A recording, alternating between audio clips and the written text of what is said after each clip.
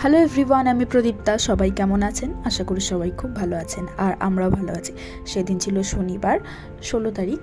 ঘুম থেকে উঠেই সমস্ত কিছু ঠিকঠাক ছিল। তারপর বাবা ফোন করে বলছে একটা বিয়েবাড়ির পানের অর্ডার আছে, 705-6 পিস পান মতন বানাতে হবে, তুই আর মা মিলে বানা, আমি বাড়ি গিয়ে বানাচ্ছি, ব্যাস। তারপর আমার মাথায় বাজ পড়লো, সেই জন্য আমি একদম ক্যামেরাটা পানের সামনেই নিয়ে গিয়ে ধরলাম।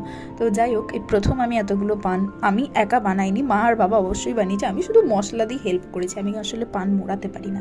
এই দেখো, এখানে চুপচাপ ঠুঁটো জগন্নাথের মতন আমি বসে আছি, আমি কিছুই বুঝতে পারছি না কী করে কী করবো।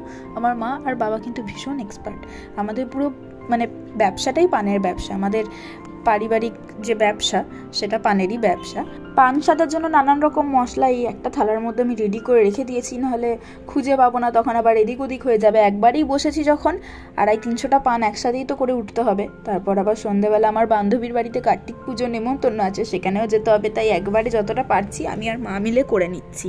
তবে সত্যি কি বলতে, আমি যদি পানটা একটু মোড়াতে পারতাম অনেকটাই হেল্প হয়ে যেত মায়ের। আমি পানটা একদমই মোড়াতে পারছিলাম না। পানগুলোকে ভালো করে জলে ধুয়ে পানের বোটাগুলো কেটে বাদ দিয়ে ভালো করে চুন লাগিয়ে মাকে ওইদিকে দিয়ে দিয়েছি। মা ওই সাইডে পানগুলো সেজে দিচ্ছে, আমি এই সাইডে পানগুলো সাজছি।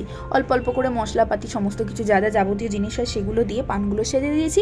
আর জিপার ব্যাগ যেগুলো হয়, যেগুলোর মধ্যে পান থাকে, আমার পাশে ওইদিকে রাখা আছে। দেখো, আমি খুলে খুলে রেখেছি সব ব্যাগগুলো। মা এক এক করে পানগুলো মোড়াচ্ছে আর আমি ব্যাগের ভেতরে ভরে দিয়ে এরকমভাবে মাকে আমি হেল্প করেছি। আমাদের টার্গেট ছিল 300টা মতন পান একেবারে বানিয়ে নেব। এখানে রয়েছে 101 পিস পান, 101 পিসটা এক্সট্রা হয়ে গেছিলো, আমি 1 পিস খেয়ে নিয়েছি, আমার পেটে চলে গেছে, ভীষণ ভালো হয়েছিল। বাবার হাতের পান এতদিন খেয়েছি, মাও আমার ভালো পান বানায়, খুবই ভালো হয়েছে খেতে।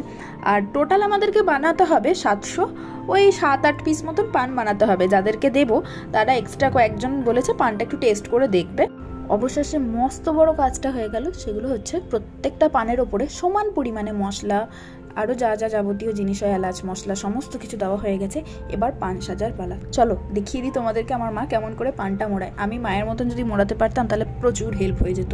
তো যাই হোক, এই দেখো মা কীরকমভাবে পানটা মোড়াচ্ছে, তোমরা দেখে নাও। পান মোড়ানোর লাইভ টিউটোরিয়াল দেখেও আমি একটা পানও পারফেক্টলি মোড়াতে পারিনি। তো মাই সমস্ত কিছু মুড়িয়ে দিল পানগুলো, আর আমি জিপার ব্যাগের ভেতরে ভরছিলাম। 6:30 বেজে গেছে, বাবা চলে এসেছে। বাবা আর আমি মিলে কিন্তু অনেকগুলো পান সেজে দিয়েছি, প্রায় 200টা থেকে 250টা মতন পান সেজে দিয়েছি।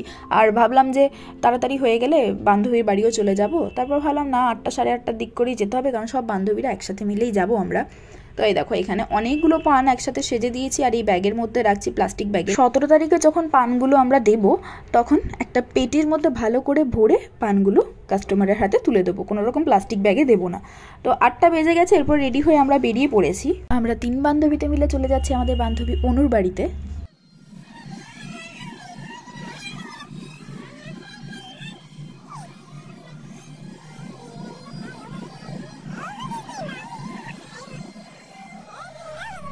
বান্ধবীর বাড়ির কার্তিক ঠাকুর দেখে আমরা সবাই মিলে হাতে প্রসাদ নিয়ে চলে এসেছি ছাদে। ছাদে প্রসাদ খেতে খেতে গল্পও করছিলাম। তারপর গল্প করতে করতে দেখছি অনেক রাত হয়ে গেছে, তাই খেতেও বসে পড়েছিলাম। ভোগে ছিল খিচুড়ি, আলুর দম, ছ্যাঁচড়া, পায়েস, আরও অনেক কিছু। খুব ভালো খাওয়া দাওয়া হয়েছে।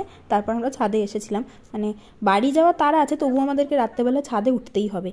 আর সেই কুয়াশা পড়ছিল, আমরা এত ঠান্ডায় কাঁপছিলাম, সোয়েটারও নিয়ে যাইনি, নর্মাল একটা কুর্তি পরে চলে গেছি। তো অনেকটাই লেট হয়ে গেছে, এরপর বাড়ির উদ্দেশ্যে রওনা দিতে হবে, নাহলে ওইদিকে আবার দেরি হয়ে যাবে। আমাদের আবার 17 তারিখ রবিবার ছিল বিয়ে বাড়ি। তো দেখি কতদূর কি হয়। দেখো বাড়ি চলে এসেছি, এসেই দেখছি বাবা আর মা মিলে পান তখনও বানাচ্ছে। আমি লাইফে এই প্রথম এতগুলো পান বাবাকে আর মাকে বানাতে দেখলাম। আগেও বানিয়েছিল, এক রাতের মধ্যে কমপ্লিট করার একটা ব্যাপার থাকে না, তাইও আমি লেগে পড়লাম, মা বাবাকে হেল্প করছিলাম।